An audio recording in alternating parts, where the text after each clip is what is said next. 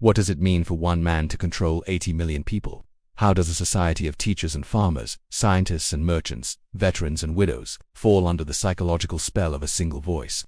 How does the rise of Adolf Hitler reveal the vulnerabilities not only of a nation, but of the human mind itself, susceptible to fear, hunger, humiliation, and the desperate longing for restored dignity?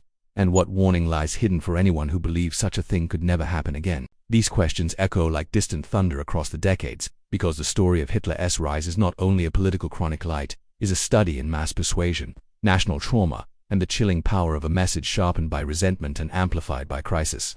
It begins not with triumph, but with defeat. November 1918. The armistice, the collapse of the Kaiser's empire, and a Germany staggering beneath the weight of surrender. In the streets, the smell of coal smoke and winter rain mingled with the bitterness of soldiers returning from the front, men who believed they had been betrayed, not beaten. They marched home through crowds that did not celebrate them, haunted by the belief that victory had been stolen in the shadows. In that wound, festering and unhealed, the seeds of manipulation were planted, waiting for someone who knew how to weaponize a nation's grief and turn it into obedience. The early years of the Weimar Republic unfolded like a slow-motion collapse, as inflation devoured wages, savings, and hope itself. By 1923, a wheelbarrow of banknotes could barely buy a loaf of bread, and families burned currency for heat because it was cheaper than coal. Historians like Ian Kershaw describe the era as a psychological breakdown, loss of trust in institutions, leaders, and even reality.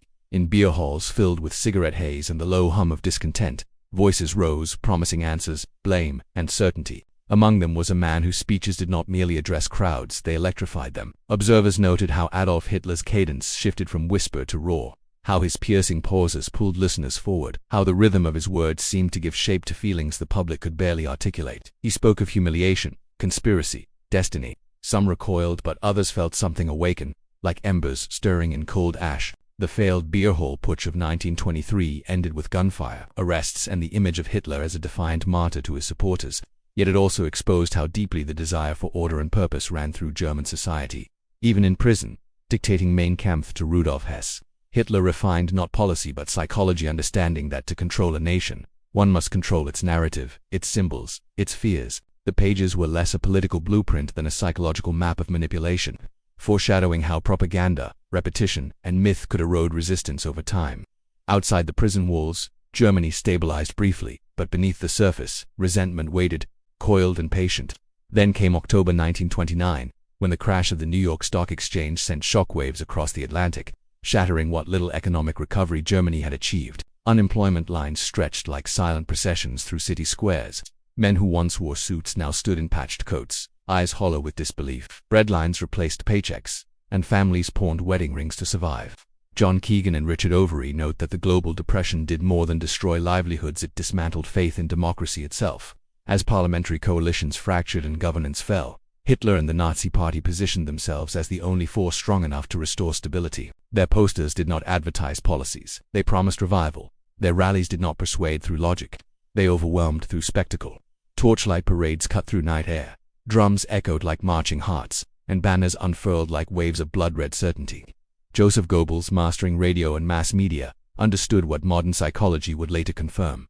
When fear rises, critical thinking shrinks. Millions tuned in not because they agreed, but because they needed anything that felt decisive in a world spiraling out of control. Each broadcast tightened the psychological net, transforming anxiety into allegiance. By 1932, the Nazis were the largest party in the Reichstag, not through majority conviction, but through exhaustion, fear, and the belief that the existing system could no longer protect them. The stage was set for a turning point that would alter the course of history. January 30, 1933, arrived with little fanfare beyond political maneuvering in Berlin's corridors of power. Conservative elites believed they could contain Hitler, use him, manage him. They underestimated the man who understood, better than any of them, the power of perception over legality. Within weeks, the Reichstag fire illuminated the night sky, flames dancing against the stone like a symbol of crisis. The crackle of burning timber mingled with sirens and shouted accusations. Whether the fire was the work of a lone arsonist or orchestrated remains debated by historians, but its psychological effect was undeniable. Fear surged, and with it came the Reichstag fire decree suspending civil liberties, silencing opposition, and opening the door to mass arrests. The enabling act followed, not through brute force alone, but through intimidation, propaganda, and the illusion of legitimacy. By summer, political parties dissolved, labor unions were dismantled, and dissent vanished beneath a blanket of orchestrated unity. Crowds gathered in public squares, cheering as books were thrown into flames. Volumes by Einstein remarked, pages curling into ash as the scent of burning ink drifted through the air. It was not only knowledge being destroyed, but independent thought itself. The psychology of control deepened, turning neighbors into informants, teachers into instruments, and children into loyal mouthpieces of a regime shaping their minds from the cradle. Through it all, Hitler stood not as a conqueror but as a conductor, orchestrating fear, hope, and obedience into a single national symphony. And the world watched, uncertain, disbelieving, unprepared for what would follow. The transformation of German society was not enforced solely by violence. Though violence was always present like a shadow at dusk, it advanced through normalization, through laws, slogans, curricula, rituals. The Nuremberg laws of 1935 codified exclusion, stripping Jews of citizenship and rights, but the psychological groundwork had been laid long before. Propaganda portrayed them not as neighbors or colleagues but as threats, parasites, others. Posters, newsreels, children's primers all reinforcing the same narrative until it settled into the subconscious. Some historians emphasize how ordinary citizens rationalized each step, telling themselves it was temporary, exaggerated, not their concern. The regime understood something chilling about human nature, that most people do not need to believe wholeheartedly. They simply need to feel it is safer not to question. By the time Kristallnacht shattered windows and spilled blood in November 1938, the night streets, glittering with broken glass reflecting firelight, the psychological boundary between discrimination and brutality had dissolved. The crack of batons, the crash of destroyed shops, the acrid smell of smoke rising from synagogues, these sounds and scents signaled not only violence, but the silence of bystanders. The Gestapo tightened its grip, but the deeper control came from self-censorship, resignation, and fear of being the next to disappear.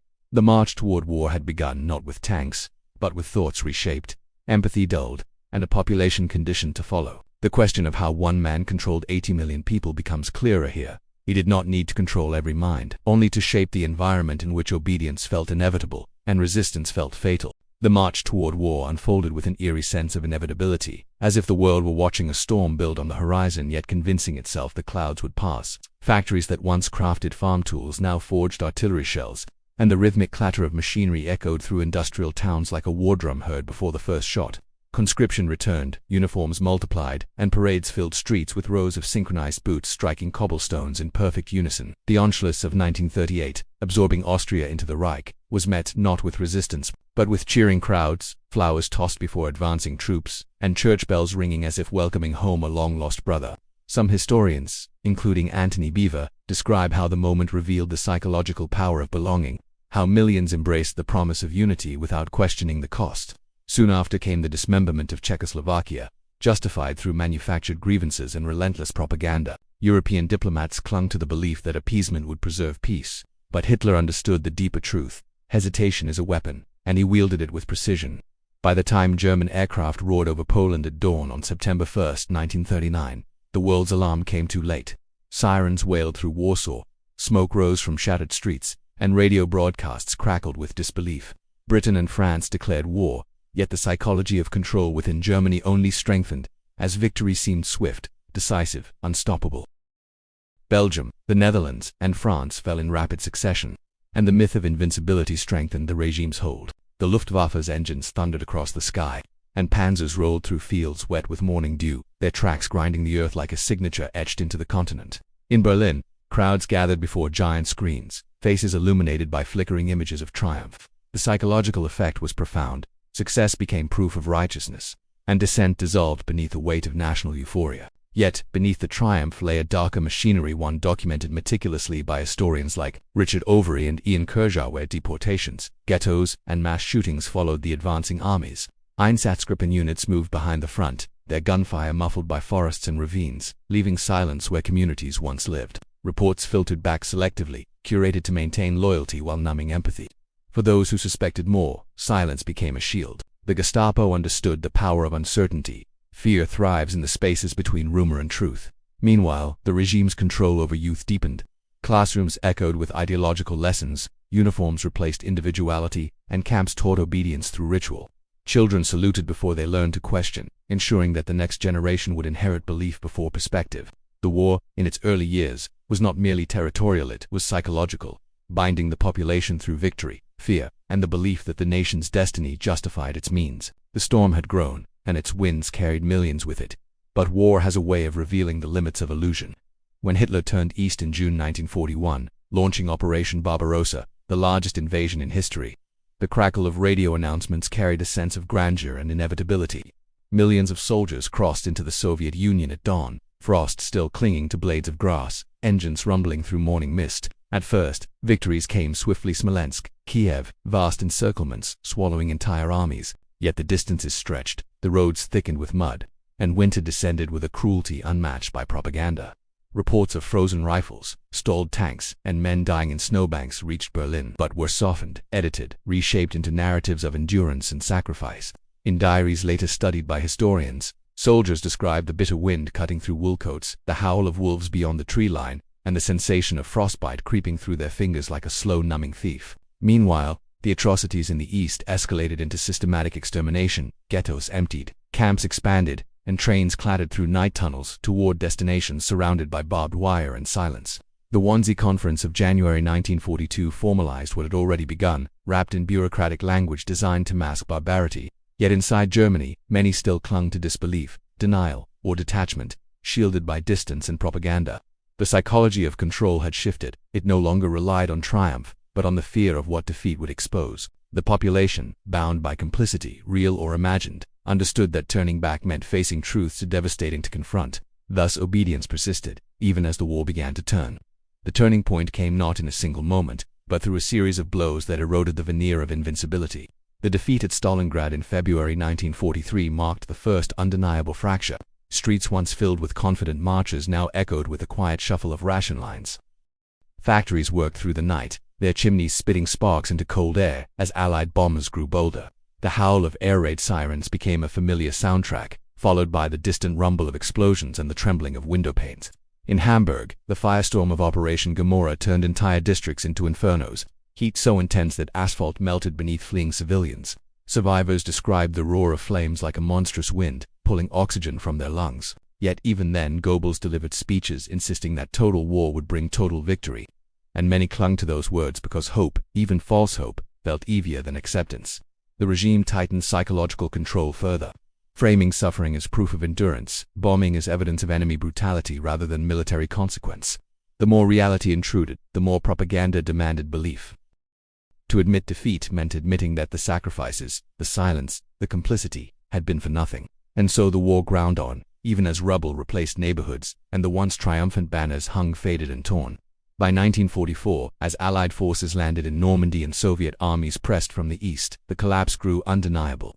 The once confident marches of soldiers had transformed into the weary retreat of exhausted divisions. Trains carried refugees rather than troops, their carriages crowded with families clutching what little remained of their lives. The distant thunder of artillery grew closer, vibrating through the ground like an approaching heartbeat. Cities lay in ruins: Cologne, a skeleton of stone; Dresden, a smoldering expanse of ash after the February 1945 firebombing that lit the night sky with a hellish glow. Yet even then, Hitler demanded loyalty, accusing the German people of failing him rather than acknowledging his own delusions. Some historians describe these final months as the culmination of the psychological trap. A leader who had risen by promising salvation now ruled through shared doom. The Volkssturm, a militia of old men and teenage boys, was summoned to defend streets already lost, their rifles cold and heavy in trembling hands. The once tightly controlled broadcasts dissolved into static, replaced by rumors carried in whispers. When Soviet troops finally reached Berlin, the city shook with artillery, dust drifting through shattered corridors like snowfall. In the bunker beneath the Reich Chancellery, Hitler clung to maps that no longer reflected reality, issuing commands to divisions that no longer existed. His suicide on April 30, 1945, ended the dictatorship. But not the question that lingers through history. How had one man led a nation into ruin? Outside, the smell of smoke, the crunch of broken glass, and the eerie silence after bombardment told the story more truthfully than any speech ever could. The war was over, but the psychological reckoning had only begun. In the aftermath, as Allied forces documented camps, interviewed civilians, and sifted through archives, the world confronted horrors that defied comprehension. Photographs revealed emaciated survivors, piles of shoes, rooms filled with discarded spectacles, evidence of industrialized dehumanization. Yet many Germans insisted they had not known, could not have known, or had tried not to know. Historians continue to debate the extent of awareness, but the psychological dynamics are clear. Control had been achieved not only through force, but through fragmentation, separating people from information, from each other, and from their own moral instincts. Trials at Nuremberg exposed meticulous records, signatures, logistics, timetables, revealing how ordinary professions, lawyers, engineers, clerks, had enabled atrocity through routine. The most unsettling realization was not that a monster had ruled, but that millions had participated, tolerated, or withdrawn. The story of Hitler's rise, and the control of 80 million people, is ultimately a study of vulnerabilities, economic despair, national humiliation, fear of chaos, longing for identity, and the human tendency to follow certainty even when it leads into darkness. The echo of that history persists, carried in warnings spoken softly by those who survived. And as decades pass, the question remains as sharp as ever. How do societies guard against the seduction of simple answers, charismatic authority, and the slow erosion of independent thought? The past does not repeat exactly, but its patterns wait for recognition. The story does not end in 1945. It continues in every moment when fear competes with reason, and memory competes with forgetting. In the years that followed, the ruins of Germany became a landscape of reckoning. Cities once buzzing with commerce now lay silent beneath twisted steel and collapsed stone, their streets coated in dust that clung to boots and uniforms alike. Allied occupation forces moved through these skeletal remains, documenting, administering, rebuilding, while civilians searched for missing relatives, scavenged for food, and tried to understand how their world had disintegrated. The psychology of control did not evaporate instantly with surrender. It dissolved slowly, like smoke dissipating after a long burning fire. Many clung to denial, insisting that the worst crimes were exaggerations or foreign inventions. Others experienced a shattering realization.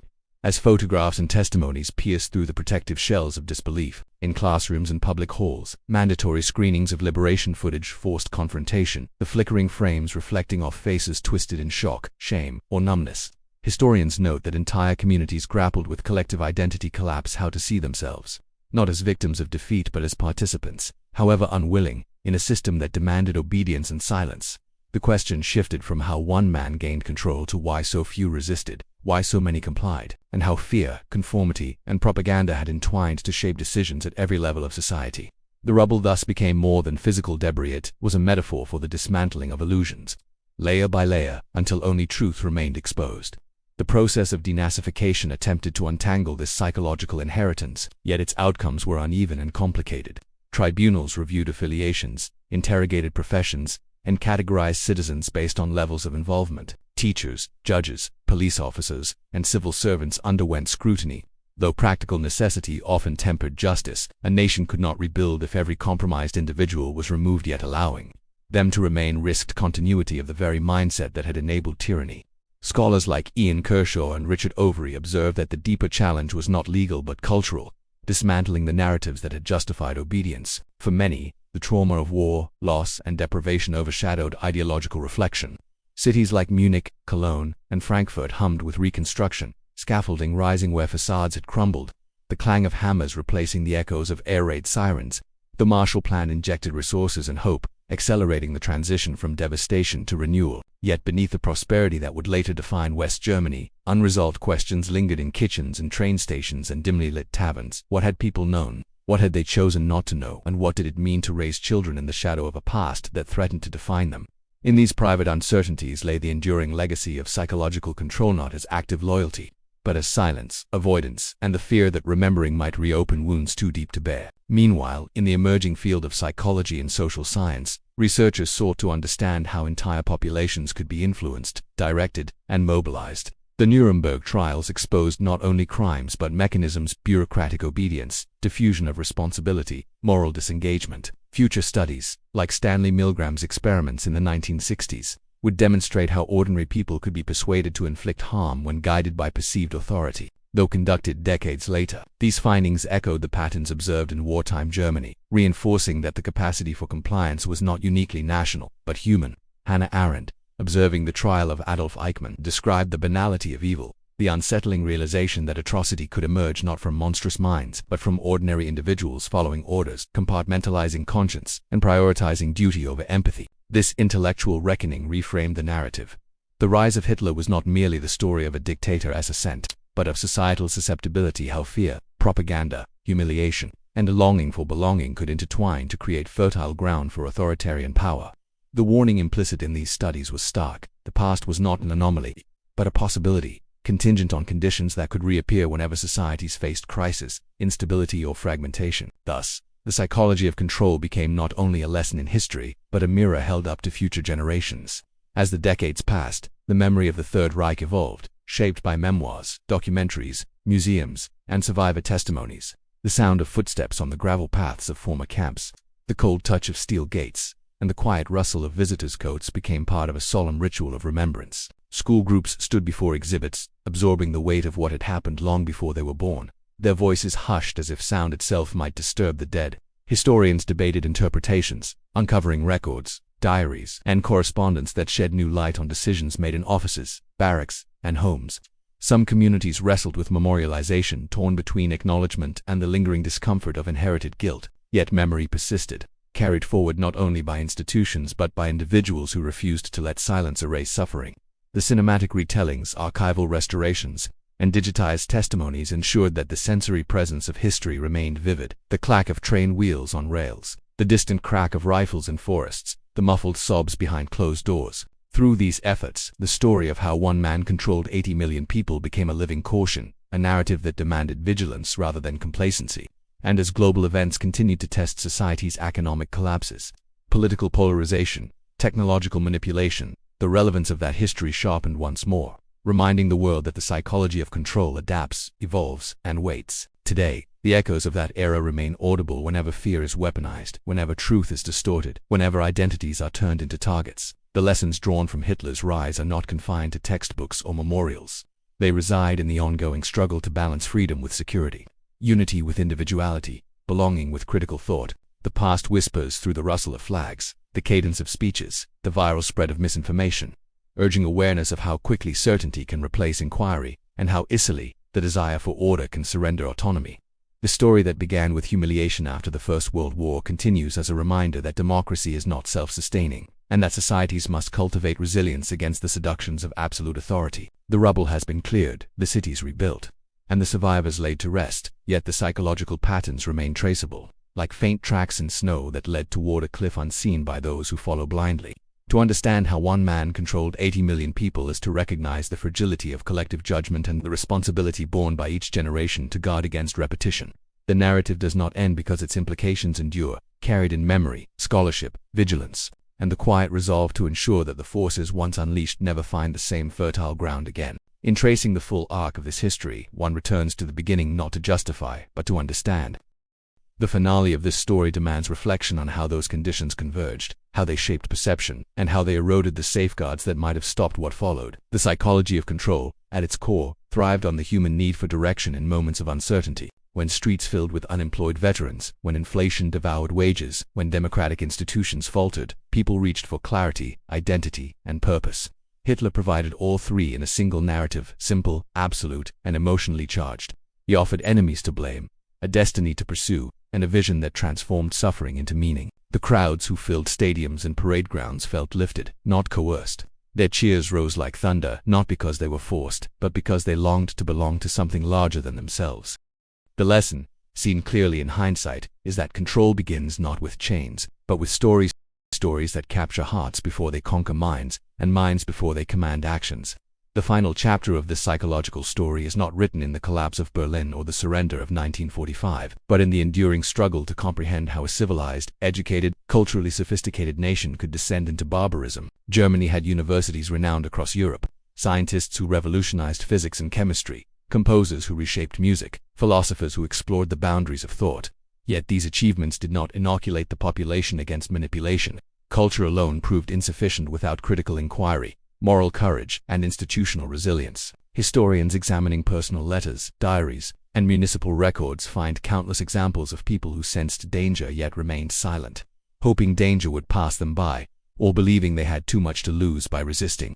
This quiet withdrawal from responsibility formed the invisible scaffolding of dictatorship. The SS did not need 80 million active participants. They needed a population that would look away, defer, or comply out of fear, convenience, or resignation. Thus, the psychology of control operated not only through fanaticism, but through apathy, through the small accumulated moments when individuals chose safety over principle. The haunting realization is that such choices are not unique to any era or nation, but part of the human condition, emerging whenever power grows unchecked and fear outweighs conviction. In examining the aftermath, one sees that true liberation did not arrive with military victory alone, but through the long, painful process of confronting truth. The generation that rebuilt Germany had to navigate the weight of inherited guilt while forging a future that rejected the ideology of the past. West Germany and East Germany diverged in their approaches, one pursuing democratic integration with the West, the other adopting authoritarian socialism aligned with the Soviet Union. Both carried the psychological scars of the Reich, yet the pathways of reflection differed. In the West, public acknowledgement emerged gradually through war crime trials, educational reforms, and a culture of remembrance that deepened over decades. In the East, the narrative framed fascism as a capitalist disease, deflecting responsibility onto the West and suppressing open examination. It was only after reunification in 1990 that a more unified reckoning became possible, allowing archives to open, testimonies to surface, and scholarship to broaden. Memorials rose not only at the sites of camps, but in city centers, train stations, and government plazas integrated into daily life as reminders inseparable from the present. The still pristine small brass stones inscribed with names of victims outside former homes glinted beneath the footsteps of passers-by, turning sidewalks into silent testimonials. Through these acts, memory became not a burden but a safeguard, transforming history into vigilance. The story thus comes full circle, offering a warning that stretches beyond the boundaries of time and geography. The mechanisms that enabled Hitler's rise: economic fear, political polarization, disinformation, charismatic simplicity, and the gradual erosion of norms remain recognizable in the modern world, though their forms have evolved.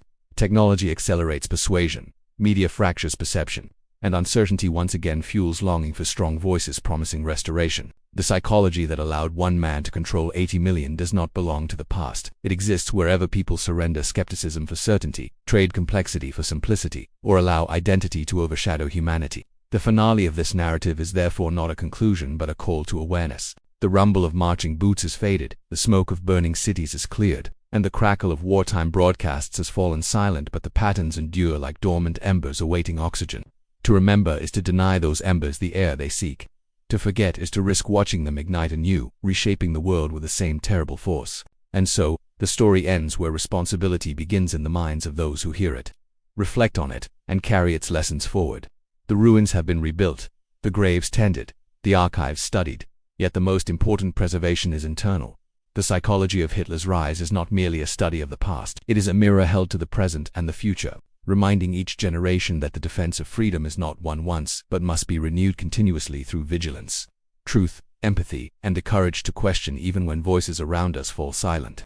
The wind over former battlefields still whispers through grass and broken stone, carrying echoes of choices made and paths taken. Those echoes ask not how one man controlled 80 million people, but how 80 million people became vulnerable to control, and how we ensure that such a story, though remembered, is never lived again. If you've stayed to the end, you're one of the few who still wants the truth.